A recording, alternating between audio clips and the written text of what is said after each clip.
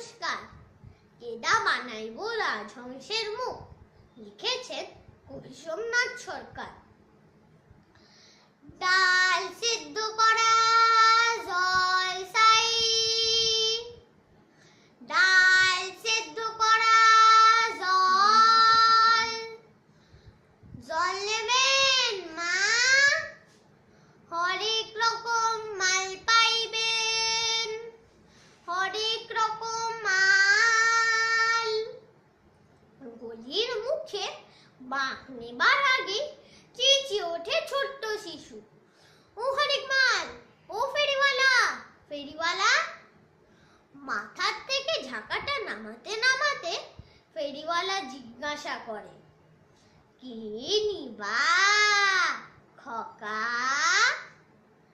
জলের মগ, মশলার কৌড়া, কাপড় কাঁচা বেরাস, বান্দরের মুখোশ, কি দিমু?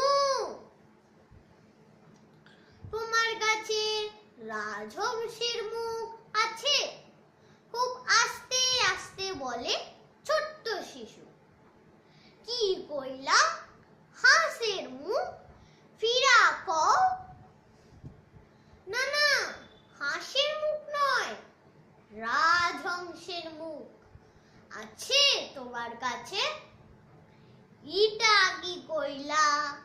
মানুষের পোলা হইয়া রাক্ষসের মুখ কিনবার চায়, বান্দরের মুখ কিনবার চায়, আর তুমি কিনা রাজহংসের মুখ কিনবার চাও?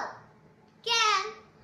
রাজহংসের মুখোশ পইরা দেবস্থানের পুকুরে দিঘিতে জল সাইকা শুধু দুধ খাইবার চাও নাকি?